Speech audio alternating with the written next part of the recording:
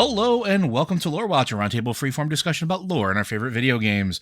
I'm your host, Joe Perez, one of several lore-focused folks from Blizzard Watch, and I've got my stupendous co-host with me today, Matt Rossi. How you doing today? Apparently, really got a lot to talk about for movies from 2012. We do, and if you're interested, by the time you're able to listen to this, since we generally release these on Tuesdays, that means you should probably stop by the Blizzard Watch podcast for our pre-show, because that's usually when this stuff carries over. But we're not going to talk about old movies or movies from the early 2000s at this point. We are going to be talking about your questions. We were going to do something about the Sylvanas novel, and there is actually a question in here regarding the Sylvanas novel a little bit, but I want to give people a little more time to get through it, especially because it is a very good book. It's actually one that I'm reading and listening to, because I am listening to the audiobook, because Patty Madison's doing the vocalization for it, and how could you not, for a second time, and I want to make sure that I have all of my T's crossed and my I's dotted before we, do anything about it, and also give people time to do it and have their option to read through it, so that, not spoilers or massive frame. When we get to that one, I'll bring it out there. So instead, we're going to be going through some questions, a couple that we got from last week, and then several that have trickled in over the course of the last week. If you have questions for this or any of our podcasts, be sure to send them into podcast@blizzardwatch.com. Make sure you specify what show it is for, so that we do not argue or fight about it. We might still do it. Matt and I have both been known to steal questions for the other shows, for our shows, when the mood has struck us. And then if you don't want to do email, you can go ahead and hit us on our Discord server. We do have patron Q and podcast question section where you can go ahead and toss your questions in there, and we do look there first as a way of saying thank you to our patrons for continuing to support us. And then if you are not a Patreon supporter, again, we know times are tough and not everybody can do everything all the time as far as monetarily supporting us. We get it, but listening to us is also a great way of supporting us, and we appreciate that too. You can go ahead and throw them in our Q and podcast questions channel, where we will look there as well and grab those questions. That was a little rambly, and I apologize. It has been a very long day, and I am running off of caffeine. But before we get into anything else, let's get into the questions. This one is from Katara. It's a bit of a long one, so I'm going to read it through, and then we're going to discuss it. Building off the previous discussion about the first ones just being Titans, I have an alternate theory. What if Azeroth isn't a Titan? Matt mentioned the probability of other realms having Xerath installations, Vitae, Umbra, Ordos, etc. Firm's notes mention the 6 realms with Azeroth residing at a nexus of sorts. As shown in the cosmology charts from both Chronicle and the Grimoires of the Shadowlands, and then a 7th that both is and isn't the 6 but covets what they have.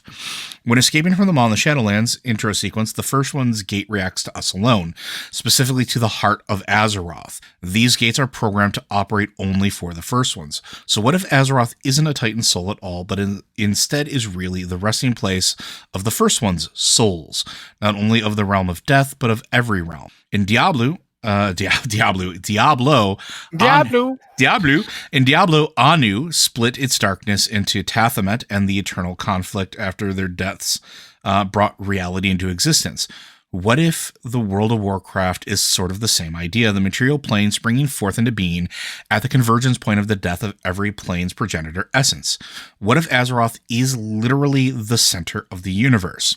What if the 7th force we were warned of is effectively a shade of the initial primal essence, desiring to return to that which existed before it was fractured into the various planes? That's a whole lot of what ifs, but it feels plausible to me. Some of this stuff is actually things we've talked about before, and I brought this up, Matt's brought this up in different degrees. We talked about this when Anne was still on the show with us, way back when Chronicle first came out, if you remember, about the oddity of Azeroth being sort of this nexus point of all of the realms. That is definitely significant, especially with like Firm's notes and things like that. At least I feel it is. I feel it continues to be significant. I don't know about the soul portion, though. We do know that Azeroth is special. We do know that Azeroth is powerful. We do know that Azeroth is coveted, not just by, in this case, the jailer for his purposes, which seem to be fuel, actually, now that I'm going through the cinematic in my brain. because apparently beneath Ice Crown Citadel are turbines, because that's a thing that happened apparently. Well, actually, that's not surprising. You remember if you ever went into the original, when you were running the Ice Crown 5s, you That's see that whole right. mechanism. That's That right, whole 'cause, mechanism's been there the whole time. that's where the furnace is based too, right? Isn't it? Like the furnace Yeah, is, I want to say Maw of Souls, but it's not the Maw of Souls. But the whole area there that we when you go in and fight Bronze Gem and that stuff, that was there from the beginning. We never had any idea why it was there. Like, it was never stated, why does Arthas have this giant soul engine underneath the Ice Crown Citadel? And we never saw any real reason for it. So that's actually a straight up callback. I was actually pretty impressed that they dug that out and used it. It implies that even while he was trying to maintain his own individuality, Arthas was still acting in concert with the jailer's goals. But yeah, that's been established. I think one of the things we need to do here is actually start thinking about the concept of what does the word Titan mean here. yeah. Because we know for a fact that there's a certain malleability to the Titans. We've seen a Fell Titan in that we've seen Sargeras become a Fell Titan. We've seen, at least we know that the old gods want a Void Titan, and they seem to think a Void Titan would be integral to their plans. What is a Titan? Therefore, we know that we think we know where the Titans come from because they're on the cosmology chart, but what are they? What is their actual existence about? What are they here to do? Are they supposed to be doing what they're doing? Like, is the ordering of our cosmos something that they're supposed to be involved in, or is it them doing that because they don't know what else to do? Like, there's a ton about the Titans we really don't know. We don't know, like, what their relation to the first ones is. We don't know what their relationship to the Eternals is. We know that the Eternal ones are essentially giant anima robots. Like, whether or not the beings that, like, I don't know if they have souls. I don't know what if there's if there are immortal beings that died and went to the Shadowlands or were created in the Shadowlands. This is all stuff we don't really know.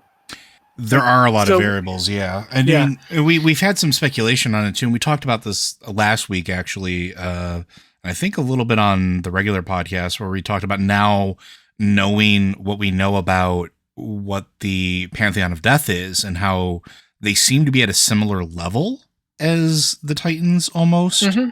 Yeah, that absolutely. Now that starts to throw into question things about the Titans, and now that we look at how the Titans forged their creations and looking back at some of the dungeons, like the ones around Ulduar, what is it? The Halls of Thunder, Halls of Stone, Halls of Lightning, Halls of Stone. Yeah. And technically speaking, the Halls of Valor would have been the third one. True, but there are in Halls of Valor is another great example because this does happen in Halls of Valor as well. It's rows upon rows of these construct bodies without anything animating them, waiting for something to be animated. And we see that in the Shadowlands. We see that particularly in Zereth Mortis. We see that in the Sepulchre, which... That's actually another interesting thing that since you said that, because it does kind of imply something as to the fractal relationship of these things. Okay. Sorry, I had to cough. If you look at it, like, when you see that the Titan forged on Azeroth are created by the Titans to do their work on Azeroth without the Titans themselves having to actually be there, right? Correct. Then when we go to the Shadowlands in Zereth Mortis, we see the Eternal Ones are like the first one's creations that operate much the same way, down to the rows and rows. Same of with the empty progenitor bodies. Robots too, like we see in Zereth, in the raid, the Sepulchre raid. Mm-hmm. So what if the Titans themselves are the first one's version of that? What if the first ones are the ones who put the Titans? We know that the Titans, the things that become Titans, the World Souls, were somehow cast into our reality. The first ones might have done it. Yeah, the first ones might have been the ones who did it in much the same way that the Titans made Titan Forged and put them on Azeroth. It's a means to operate in a plane of reality that you don't normally exist in. Because that's another thing. Sorry, not to cut you off, but like Now you got me thinking about it, because that's one thing that does come up a lot is the veil between the planes, right? That was a huge thing as a catalyst for the Shadowlands to begin with, is that there is a barrier that does separate our universe from the other planes of existence. This is why, like, to go to the Emerald Dream, you need to have a portal. You need to have a way in. You need to have something that tears through that barrier. Same thing with... And that's how the Legion, comes from the various, the Twisting Nether to our reality. They have to make portals. Yeah, which is why they needed the Sunwell in the first place at one point. That's why they needed the incredible power that they did. That's why they flung the Lich King. They flung the Helm of Domination and Frostmourne into our world instead of having somebody carry it there. These are all because they couldn't breach the barrier except for small gaps or small moments, right? Yeah, like the whole bit about where the Avatar of Sargeras was all about the fact that Sargeras couldn't penetrate by himself. Which is why he fractured his soul and sent a piece of it into animate a construct. And think about this, too. The very existence of the old gods is the same principle from the Void Lord's perspective. It is, yeah. Ooh, yeah. They threw something of themselves into our reality. What if when the Titans call Azeroth the final Titan, it might literally be the last thing that was cast into our reality. It might be or it might be the thing they're constructing to do that from Azeroth's end into another existence. I don't know. There's lots of possibilities here. I actually have a theory on this that I've been thinking about a little while, and I want to run it by you, Matt, and you, our listeners, and see what you think about it. I'm starting to think that the reason that Azeroth is so important is that Azeroth isn't necessarily exactly a Titan in the traditional sense, not in so much that it was solely cast into the plane. But I think there might be something to this just with how the world is and some of the stuff that we've seen throughout the history of it. Everything seems to be an amalgamation point on Azeroth. What if that's because Azeroth is the remnants of what was flung in from all of the realms?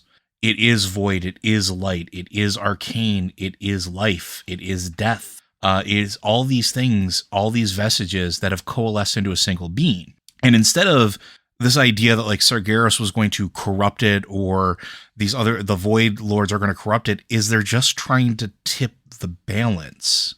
They're trying to tip it so that one thing is more than the other, is more than the sum of its parts. Because a lot of the other worlds we go to, yeah, there's magic and stuff like that, but they're always so... ethereal is not the right word.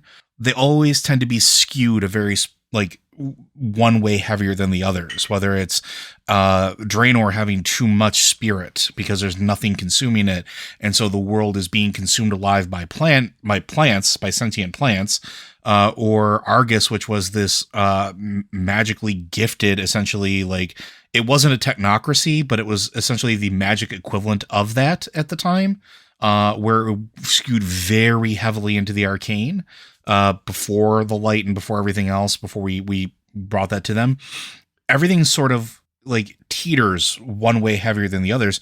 But on Azeroth, it's not necessarily the case. Everything sort of, I don't want to say balances across itself perfectly, but everything can exist here. There is no one thing stronger than the other, right? Like, look at the classes we play in as well. Like priests, they're equal parts light and void.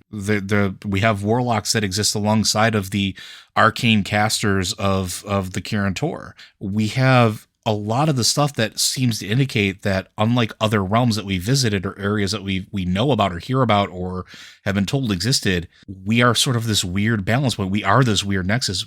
What if that's because Azeroth itself is just a compiling of all of it? What do you think, Matt? Am I completely off my rocker? I don't think you're off your rocker. I just think that it's one of the situations where I think to a certain degree we focus a little too much on the idea of these forces as things. Mm-hmm. Whereas it's more along the lines of, I'm going out of the franchise here. It won't be too Warhammer, so, sorry. Matt doesn't want to start me going, that's why. But if you think about the beginning of Jack Kirby's Fifth World, the concept of, and at the end, the old gods fought, and the old gods died. And from their death came the two new worlds of New Genesis and Apocalypse. And going back to the reference to Tathamet and Anu, we have no idea what happened to the first ones. We don't know, for example, if the first ones were in agreement about what should be done or what they were doing. Mm-hmm. To now reference yet another game franchise, in Dragon Age, there's the myth of the gods who were at war with another group of gods that, and the Dreadwolf tricked both groups and sealed them away, which of course is not what happened, but it's a myth someone told. I keep coming back to the idea that we keep talking about balance, but what if it's not a balance? It's not a balancing point. It's the place. What if Azeroth is where the first one stood when they did whatever they did to create the planes? What if it's where they tread when they built the Zereths, if there are multiple of them? If they built Zereth Mortis and they built all the other ones for all the other planes, what if the place they did it from is Azeroth? And the cosmos exists around Azeroth because literally it was built to do so. That there's a reason there's a channel from Zereth Mortis to Azeroth, and it's not to go from Zereth Mortis to Azeroth, it's to go from Azeroth to Zereth Mortis. Yep, the other way around. Yeah, okay. And all the other planes. It's not... calling it the final Titan might just be what the Titans thought it was. Right, because we don't know. But what the Void assumes it is based off of what the Titans assume it is. But it also might just be a question of, like I said, we don't know what the word Titans really means in this context. We don't know if the Titans are a kind of being or a classification of, it's really not something we have a lot of information on. They're not gods exactly, but they certainly seem godlike. My point being though, if you're creating something, if you're making a universe, how do you make a universe? How do you order reality? You got to start somewhere, right? Mm-hmm. Mm-hmm. And if you start, when you start from somewhere, that somewhere is essentially the first place you make. Maybe that's what this is. It's the first place. It seems balanced to us because everything had to come from there. So of course everything is coming from there. So you have all this stuff happening at once. You've got the access to the Twisting Nether. You've got access to the Arcane Realm and Order. You've got all this stuff because it all has to come from there. Or at least it all had to be brought from there to everywhere else. I'm thinking imagining a concept of a hyperdimensional buttressed ceiling in a cathedral. You know what I mean? Okay. Like when you look up at the ceiling of a cathedral and all those pillars rise up and then they flow out and the interaction between them creates the vaulted ceiling. Like imagine if existence, all these planes of reality are coming out of pillars and vaulting into their respective realities, and it's all anchored in Azeroth. And that's why you need Azeroth to remake it. They used to talk about how the Emerald Dream seemed to be the blueprint for Azeroth, but what if it's the other way around? If Azeroth came is first, the blueprint. Yeah. Azeroth is the blueprint for everything. And because of that, it's certainly like they used to say this is what Azeroth looked like before it was corrupted.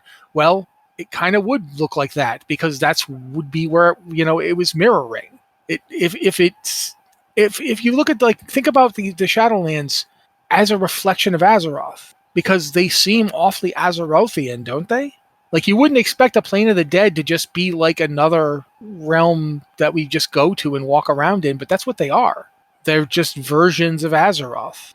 What if everything is a reflection of Azeroth? Like we get to the Arcane Plane and it's just some for lack of a better term, arcane version of it. It looks similar and familiar because it has a familiarity because we were the Look at the elemental planes. They were created by Titans and Titan Forged, but they're essentially just reflections of Azeroth. When Helia creates a plane, she creates a reflection of Azeroth. That's all these things are because that's all they have. They can't be anything else. And it would explain why it was so, I don't want to say so easy, but why somebody even of the power level of Helia would be able to tap in and create those planes, even with the Titan facilities and things like that. You wouldn't necessarily associate at the time her being able to do that without some great wealth of power, right? Yeah, but if we talked before about how it seems like this stuff is fractal, how you've got the Shadowlands and the Zereth Mortis, and how that looks similar to the way the Titans did the Titan Forge.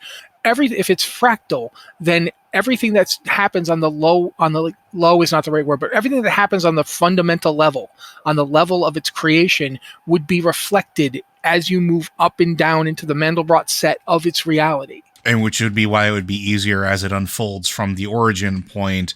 The force of effort gets easier, so to speak, as it unfolds, because it's I forgot what the name of the system is, but there is a tension system that allocates the tension when something else is added to it in such a manner that it almost takes no effort, comparatively speaking.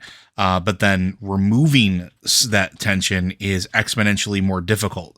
And that would line up with some of the stuff we've seen before. Like, we talked about why the maw exists and why it wasn't removed and why it still isn't removed, right? It's probably because it can't be. Because it's part of the structure. It's part of the structure at this point, and doing so is so difficult and requires so much power.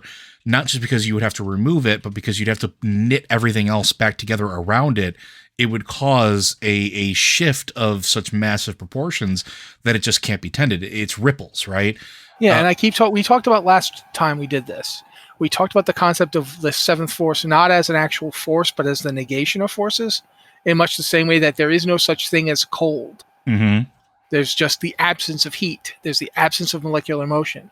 If you have a structure that is set up to perfectly emanate and reflect itself and to create reflections of itself, like ripples in a pond. To constantly grow and constantly create, such we've seen for the creation engine in the middle of Azeroth Mortis.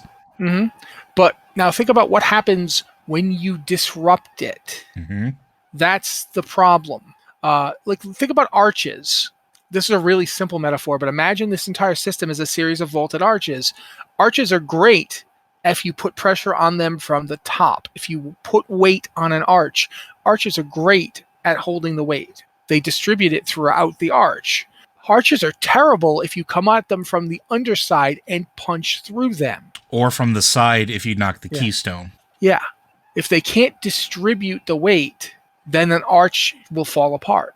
They're great for construction, but you have to be aware of shearing forces and so forth. What if that's a metaphor here? It's not literally what's happening, but you think about it that way.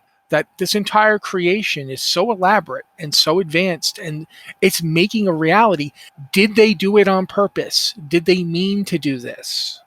Is this the best they could do to salvage what was left of their reality after a terrible conflict? We don't know. We know nothing about it. But it would also explain why things like the Void and things like the Old Gods, they're shadows, right? Or they're at least a shadow of something that was cast when everything we talk about them like they are.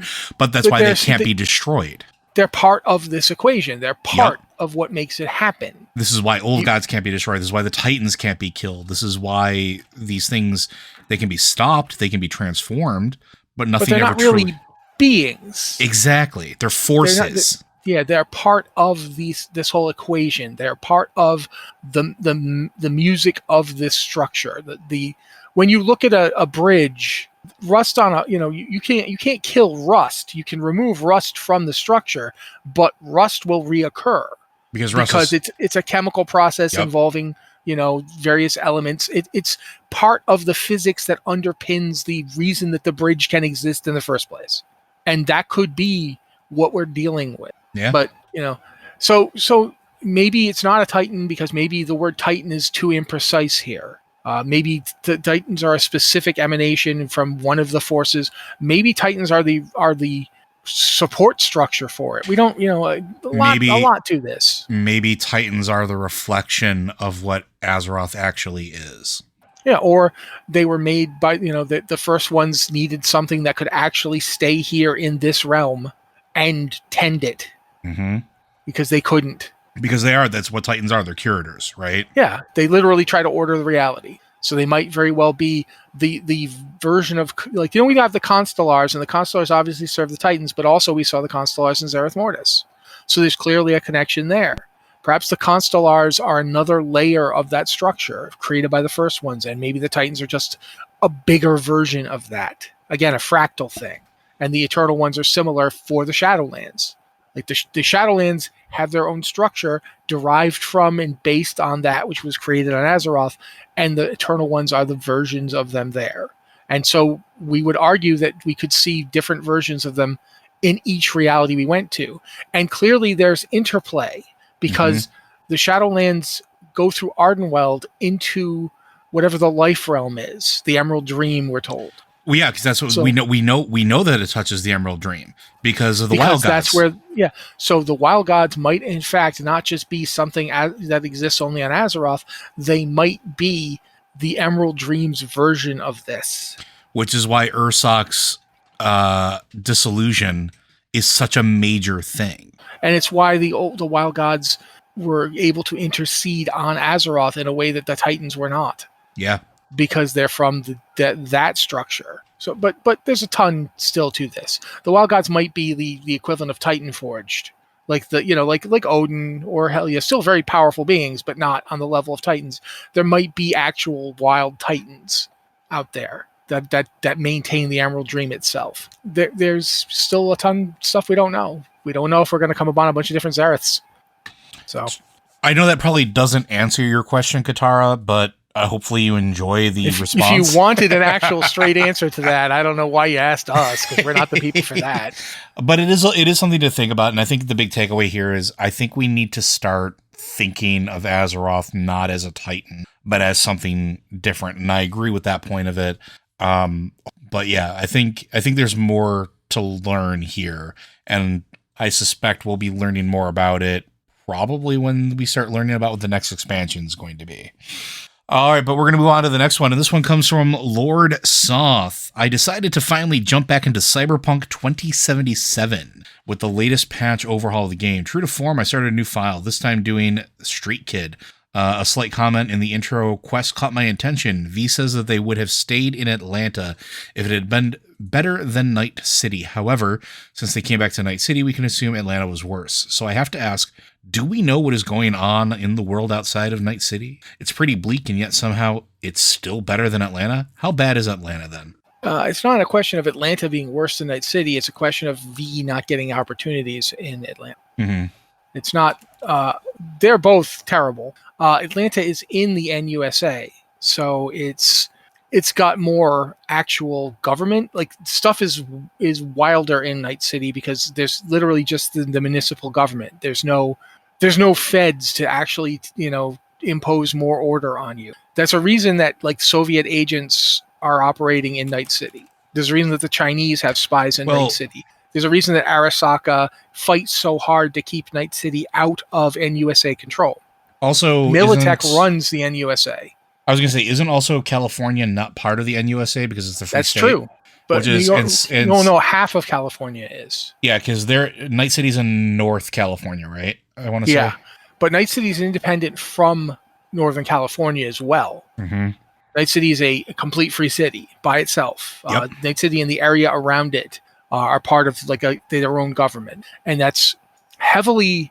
If you look at the various data files and so forth in the game, back when Night City was broken free from the NUSA, Arasaka put troops in Night City to keep it out of the NUSA, to stymie Militech and keep them from rejoining, because Night City wanted a place where they could just do what they wanted without having to deal with government control. Yeah, there's a lot. Like, the world of Cyberpunk is actually a lot deeper than I think people really consider.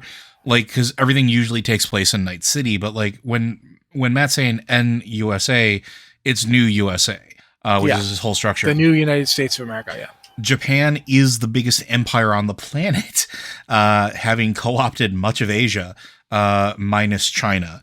I would actually argue that by 2077, based on what's going on, that Japan is no longer that it's very much between China and India. But Japan was in the between the 2020s and 2060 or so, between the various wars, including the Fourth Corporate War, Japan rose to be a global superpower, while the United States was basically falling apart. And then in the Fourth Corporate War, as a result of Arasaka's decision to flat out oppose Militech straight up militarily, both countries are sort of on the decline. And it's China and India who are coming up. There's even I think there's a treaty negotiation that gets mentioned. Yeah, there's a treaty negotiation between them. But the EEC is still around, which is the European Economic Community. I Yeah, think. EEC. But the problem with that is that Europe has basically become almost unlivable. Which is why they're looking to try to get things into space and look to the stars for Yeah, habitable stations or there's a whole thing planets. about at one point Sweden is like sinking ships from mainland Europe that are full of refugees. Like the Hmm. European mainland is basically people are trying to get the heck out of it. So yeah, it is a bad world. It is absolutely a messed up world. It's not that Atlanta is worse than Night City. Exactly, though, I would argue. It's that Atlanta it's right in the middle of Militech. It's in 2077, but it starts in like the 2030s. As the NUSA ramps up and starts trying to unify the former United States, the area that you'd call New York, New England, and Washington, D.C. is basically one gigantic city. Hmm. And it goes straight down the coast. It goes into Atlanta. It goes into everything. That area is heavily controlled by Militech. Now, does this mean there aren't edge runners? Nope. Absolutely, it doesn't mean that. It just means that V, who is somebody who comes from California, if you're playing a street kid, she's from Haywood, she's from Night City, has absolutely no freaking contacts there. Yep. Going there was an attempt to prove herself, or himself, I guess, if you played as male V, attempt to prove themselves, and it didn't work out because you can't do a lot without contacts. You even see in the Street Kid Origin that since V is freshly back and hasn't reestablished themselves yet, they have to take a job from Kirk, and Kirk said, he's a not good person to be taking jobs from. But V has to rebuild the social street cred because they've been gone for so long, and that's why it starts there, right? It's this idea of this is another thing that Cyberpunk is sort of built on as well, is the whole idea of social credit. Your standing and reputation dictates how you get to interact with people. It also dictates what you get for support and what happens, in terms of, sometimes whether you live or die. The possibility and the reason that people flock to Night City is it's easier to earn that street cred there than it is in other places, simply because it is so free. You have so many avenues of opportunity to pursue. Yeah, partially because all the big megacorps have an office there. Every single one of them, everywhere in the world, has something that touches Night City. Yeah, that's part one. Part two, there is only one government agency that you will be directly opposing you. That's the Night City Police. This is not a place where, if you're operating in Atlanta, there's various U.S. federal and state agencies that are going to be on you. Now, that doesn't mean people don't still do it, but it means it's harder. It's a layer of complication. Yeah. Also, another thing to keep in mind is that there's a point, I don't know how to put this exactly. There's a point where Jackie is driving V home from the first thing you do as a team in the game when you find Sandra Dorset. I'll just leave it there. And Jackie talks about, I can't stop digging Night City, and V's response is, it's a city like any other. And Jackie no, man, this is the place that, Wayland Boa Boa comes from. This is the place that Morgan Blackhand. And the reason that that's important, those people were legendary runners from about 50 years earlier. But importantly, their actions affected the way Night City became. Mm-hmm. It's the jobs they took and pulled off. The draw of all these corporations is one thing, but it's also the fact that there is a real sense of network, like what Joe was talking about. Your street cred is everything, and you can establish it more easily. It's also the case that the city has grown up around this opportunity. It's if you're operating in Night City, you're doing so because you know that it is a place where you can get anything. And as a result, some of the stuff in Night City is actually significantly worse than other parts of the world. Mm-hmm. Like the scavs operate a lot more freely in Night City than they do in other places. Mm-hmm. Scav groups like the one you see in Cyberpunk 2077 would be getting stomped on, not because the Militech and the U.S. government have any particular love or hate for them. That's not the point.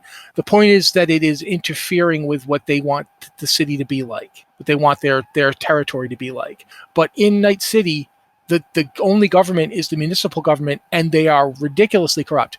Only in Night City could a corporation just tell them close a district. Mm-hmm. And you see that Arasaka just flat out tells the mayor, close Watson. And he does it. You couldn't do that in New York or Atlanta or Tokyo even.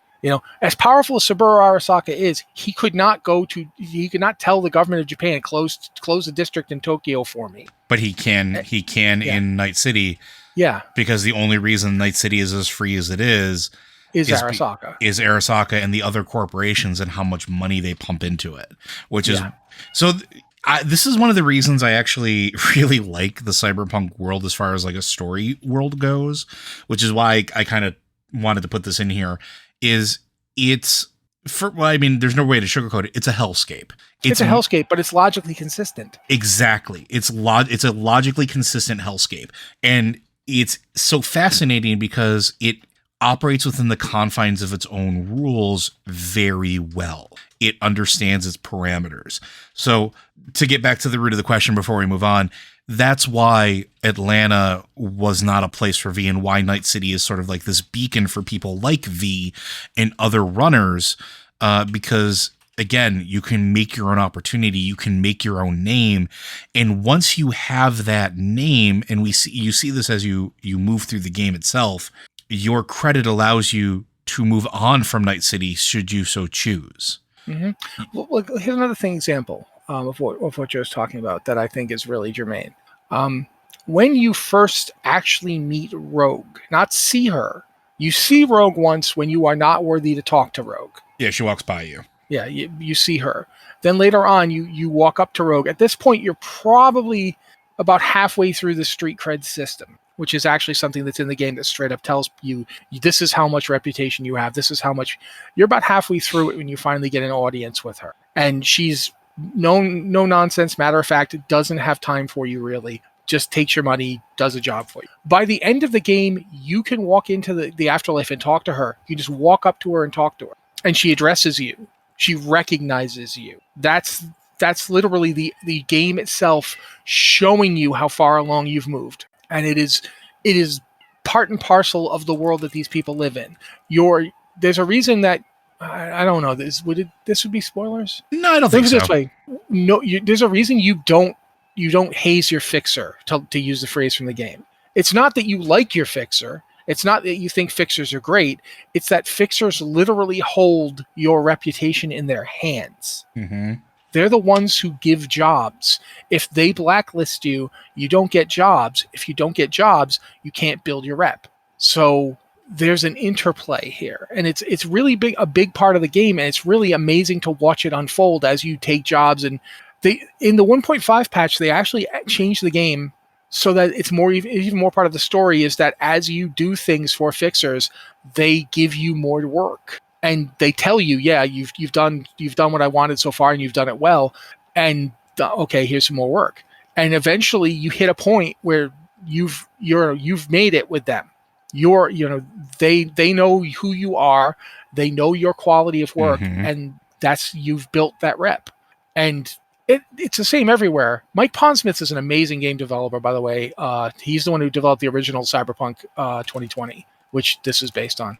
And he's doing Cyberpunk Red now, which I believe is set in 2045. And he from the beginning, he understood that this was a vehicle to tell specific kinds of stories. And that's what he built into it. And that's what's still here in the video game. So yeah. I'm going to shut up now, though, because I can gush about this game a lot, but we have other things to talk about.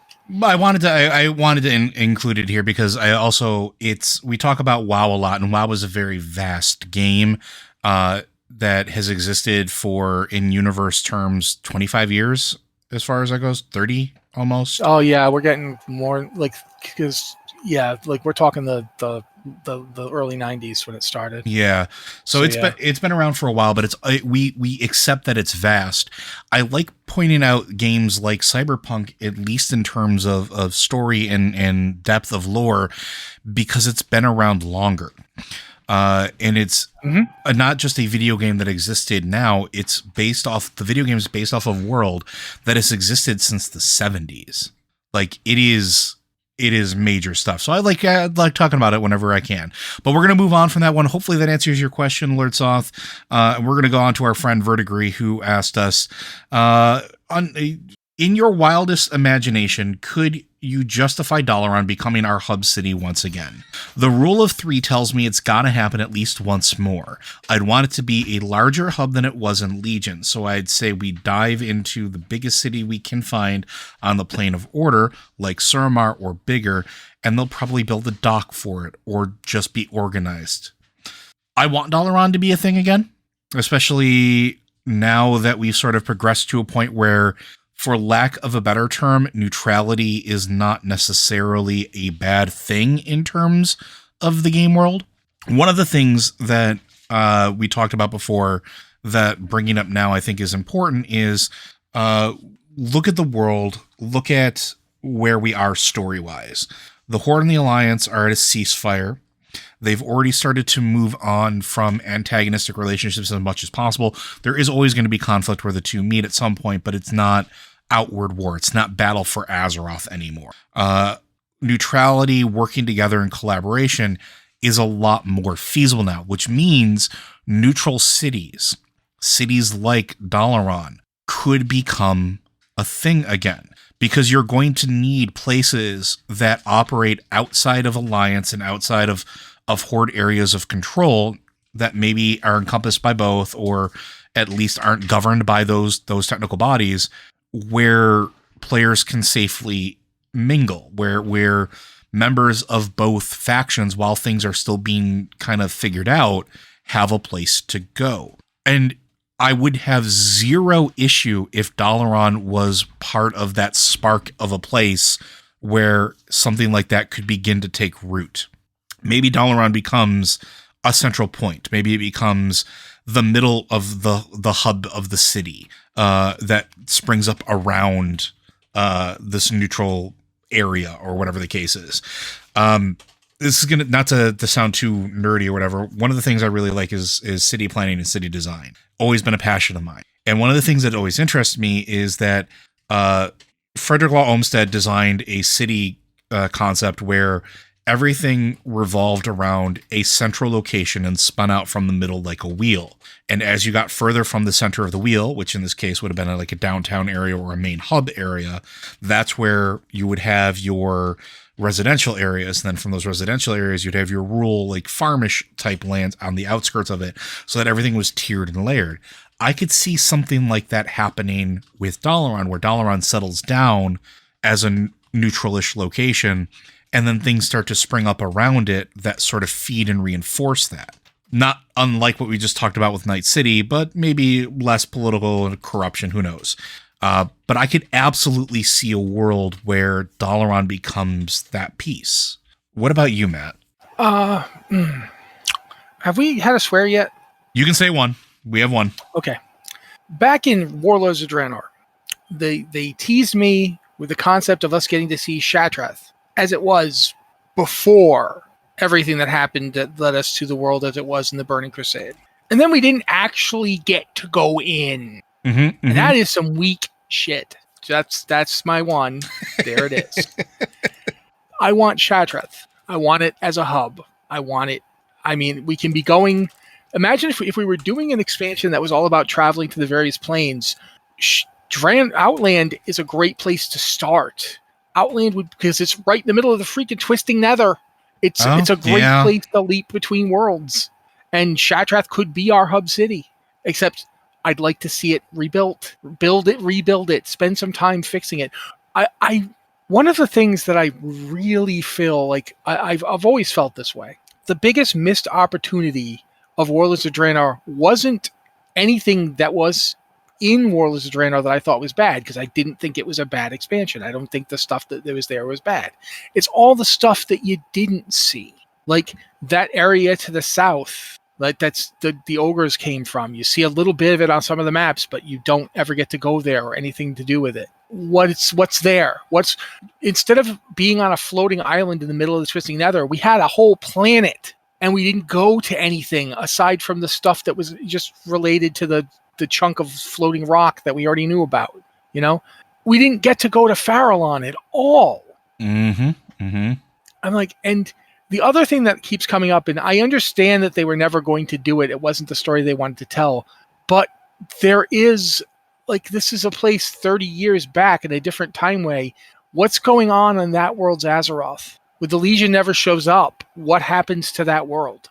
Do the old gods run rampant?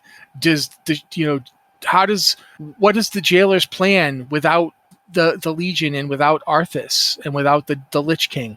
How does his plan go forward? What does he do instead? You know where I'm going with this? Like, that plan was thousands upon thousands of years in the making, and then suddenly there's no scourge.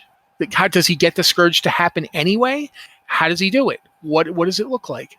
I realize this is not stuff that we were going to get, but it's stuff I think about constantly. I'm not so much concerned with quite frankly, if I never go to Dalaran again, I won't care. They've used it a couple of times, but if they did bring it back and used it in another expansion, I wouldn't be particularly upset either. But I would like the idea. I like the idea of it being different when we go back. Yes, like it's maybe they landed it. You know, it used to be part of a much bigger city. It used to be in the Dalaran crater. Maybe they put it back there. You know, maybe they expand it. It is right outside of Lordaeron, isn't it?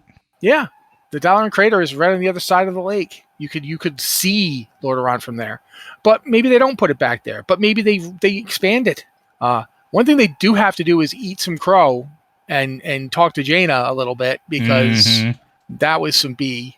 I like that Khadgar and Jaina had that little moment. That's a 9.2 spoiler, I think. Was it 9.2 or 9.25? I think it's 9.2. I think it's 9.25. I don't think it's happened yet. But they got a little moment with Khadgar and Jaina. That's great. I don't mind that. But I would like to see, like, Dalaran shouldn't just be okay. It's the same map again, because we've done that now twice. We've seen Dalaran. We've seen that map. I would love it if we go back to Dalaran and now it's bigger or it's different. Maybe they've built up. Maybe they've got, like, they've done stuff with that part of it that was floating underneath of it. The part that got ripped out of the ground. Just, the idea that Dalaran has moved on, that they've done things in this time, because there's a lot of stuff after the end of the Legion invasion. What are the mages doing? I mean, Malagos has been dealt with. The dragon aspects don't control magic anymore. What are they doing? Well, I think we're about to find out. But that's a whole other thing. Yeah, but so do I have a problem with Dalaran coming back? No, absolutely not. I would think it would be kind of cool, actually. But there are other places I think we need to revisit too. And like I said, Shattrath, absolutely one of them. I want to see Shattrath again. I want to know what's going on there. But I mean, think about this. Like, you mentioned Suramar. What's up in Suramar? Now that it's essentially a part of the Horde, right? Yep, it is technically a Horde city. What's going on with that? How come we don't ever get a portal to Suramar? Why don't we, you know what I mean? Like, it has not been integrated into the Horde the way other cities have been. Yeah, I mean, even in game, like, I think you, as a Nightborn, you have access to a single ward of the city and on neutral form, right? So, like, let's explore more of that. And what are the Void Elves doing? Where do they live? Do they live just in Stormwind? Like, imagine if we had like an expansion that opens up with like all those former High Elf settlements that are like in neutral territory or even close to Alliance territory. What if they've resettled them? What if the lawful in what is it? Right near Airy Peak. I was gonna say now that we also have the Scourge essentially being contained, and there's no Lich King to really drive them forward anymore. Like, do they reclaim some of the old elven towns? Well, we know that the Scourge is actually coming back. That's something we know that's going to happen. Like, that's going to be happening in this expansion. But yeah, imagine if there's like competing Void Elf, High Elf, and Blood Elf groups in various old High Elf lodges. For that matter, or better yet, the elves just decide to go, you know what? Let's be elves again. Yeah, I mean, but there's lots of different possibilities. But I'd like to see that. I'd like to see a lot of stuff. Like, we know now that Stromgarde is rebuilt and it's in Alliance hands. Like, that's established. Khadgar even says something to that effect, that now we're going to expand from here. So they're holding the Arathi Highlands is Alliance now, and Stromgarde is a functioning like bastion of the Alliance. What does that look like? What is the Horde? Until recently, they were unchallenged in that area. Now they've got they've lost Undercity. Mm-hmm. There's a big Alliance settlement right in the middle of Arathi. Obviously, Airy Peak is Alliance. what are the Horde doing? Do the Horde still have Hammerfall? Do the Horde have Tarren Mill at this point? Like, what's the status quo of this stuff? I want to see it. I like to do. There's more places to go back to than just Dalaran, is what I'm saying. Yeah, and you know what? Let's explore that a little bit, because I mean, we're not really gonna have time to go into another question. Sorry, folks. But like, what other places would be worth coming back to right now? I mean, obviously, a lot of them would. But like, I thought you were saying word to yourself there. A lot of them word. I could have said word, I guess. I do that sometimes. That's why it's funny. But like, I'm thinking about like Gilneas. We still have not resolved that. There's nothing resolved there. There's so many places that we could revisit that could become places to be. And like, oh man, the Gilneas one. Oh wow. Yeah, that's why I said we're not going to have time for another question. But before I turn it over to you, but like, I'm just thinking about this in terms of, we're entering a period where I think rebuilding should be on the table, right? I think that we should be looking, as far as characters go, coming back from the Shadowlands with sort of a renewed, for lack of a better term here, and I don't know how else to say it, like appreciation for life. And I knew you were going to say that. And do you remember Gross Point Blank? Yes. Yes. Goes, yes. Either that guy's got a newfound respect for life, or he's in love with that guy's daughter. I just totally heard you saying it in that voice, the Dan Aykroyd assassin voice. You are not wrong. But it's one of those things, like, how many of these places could we now look at and be like, we've abandoned these places for too long. Now it's time for us to go back and fix them. Lordaeron, Gilneas. Imagine if that's the Night Elf focus going forward. Yes. Yep. All those deserted Night Elf ruins. You went exactly where I was going. Yeah, all over the place. The ones like they set up little settlements instead of trying to rebuild Darnassus and doing all that again. They set up little places all over the world. Forest Song, the one in Duskwood, Twilight Grove, I think it's called. Yep, Twilight Grove. Yeah, they build like settlements like the way that they used to have on, in. They had little towns all over the north of Kalimdor. The way that they were described in Warcraft 3 specifically. Yeah.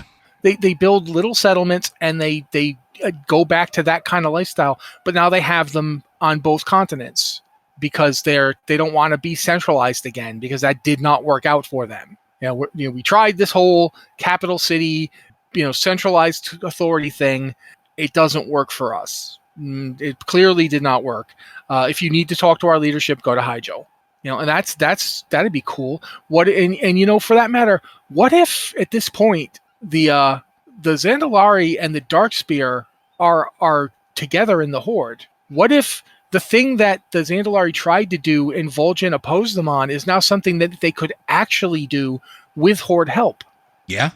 So you see, like the Zul'Farrak, all the various troll tribes that before wouldn't listen because they were too focused on, doing it their way. They're at this point, their leadership's all been devastated. And now you have Talanji, who's like not terrible. Yeah. Not that Rastakhan was terrible, but yeah. But Rastakhan was very close-minded and traditional. Mm-hmm. Right? Talanji is more present. Like, we even see that. We even see Vol'jin that with her. Yes. It's now the Loa of Kings, essentially. Yes. So, yeah, you could have the trolls expanding and reclaiming, I wouldn't say reclaiming their empire, because that it's too disparate. The world's been changed too much, but trying to recreate the cultural contact they used to have between each other, which we know is a big thing for them. That was the whole point of like Vol'jin and his people trying to find a new place to be. That's why that was such a huge event when they were able to settle on the isles there, when they were able to have a place to claim of their own that wasn't just Orgrimmar, right? Like, it was a big deal. It's a thing for trolls.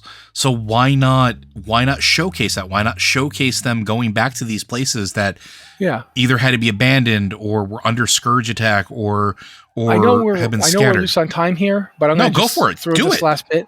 Gnormragon and Mechagon. Yes. I think, honestly, I don't think it will be the next expansion, because I think the next expansion is almost certainly already in the can. 100%. We know it is.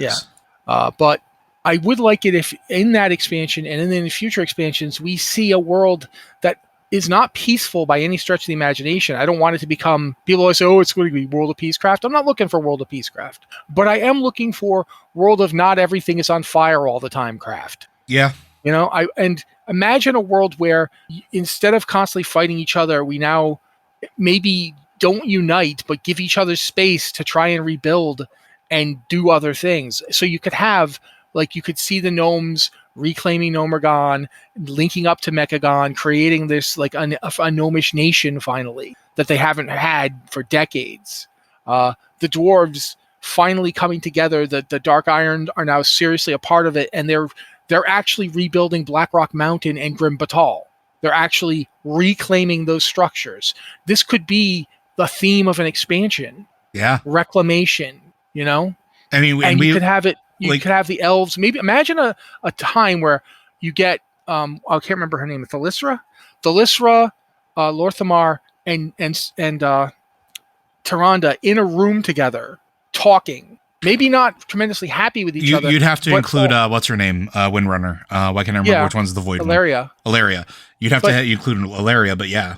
You'd have the elves basically saying, all right, we don't necessarily trust each other, and we're too different to ever try to go back and be one people again, but we are all elves. Mm-hmm. And this world is not going well for us as a people. And we need to actually be at the point where we can talk to each other. And you could do a lot, like we mentioned the trolls already. The Tauren have a similar situation, actually. Yeah, where now they've got the High Mountain back, and we know that the Tanuk exists now as well. That's been present for them, which is the first time forever. Yeah, so there's a lot of stuff you could do with them too. I don't want to sit here and just list everybody, but everybody does have something like this. Well, and this goes along with something we've talked about a lot. We talk about a lot on the show is that we tend to go from crisis to crisis, and we have literally for 30 years. Like in the game timeline, everything has been one emergency after another, after another, after another. And every time we think we have a handle on it, something else happens. And this is one of those few times where we are afforded a possibility of reflection and resolution. And I'm not saying that everything has, like Matt said, it doesn't need to be peacecraft all the time, but we like when the world shows evolution. Living worlds are what make the promise of an MMO so exciting. And when I say that, I do literally mean that. Like, the promise of an MMO is to offer you a world that will constantly grow and evolve over time. We've had the current state of the world for a long period of time. The last major resolution we had to almost anything that I would say had a global scarring was Cataclysm. Anything that happened after it, there's been little tiny bits and pieces and bites and little tiny areas that may have evolved or changed, and those are very, very good, but they've never been a focal point.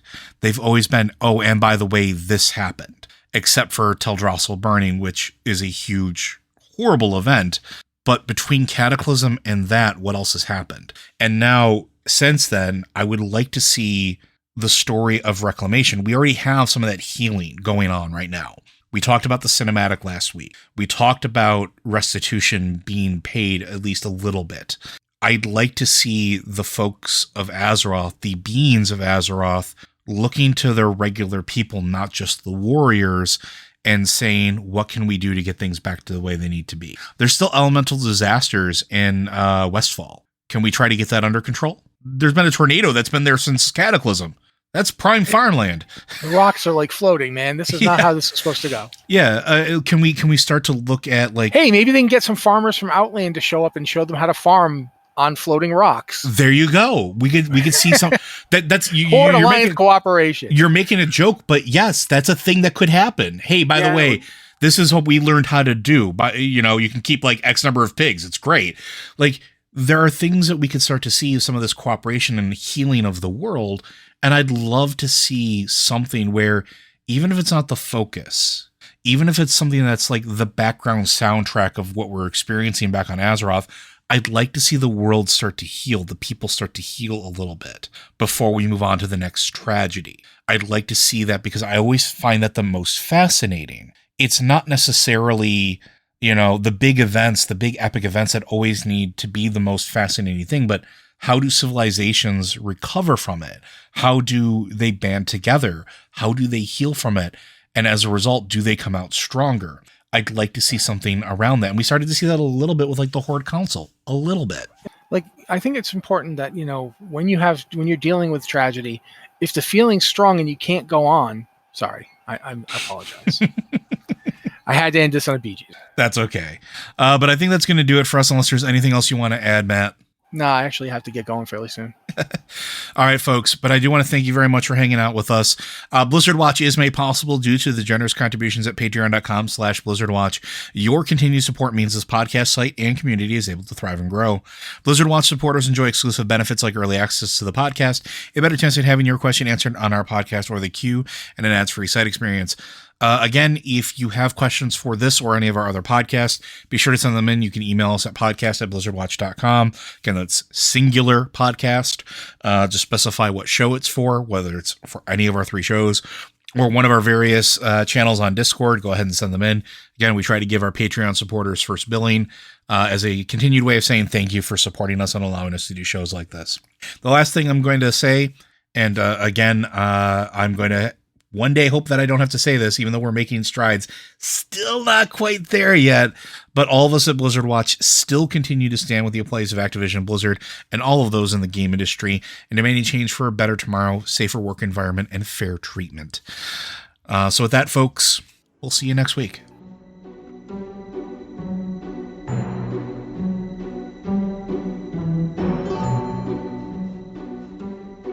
Pumpkins!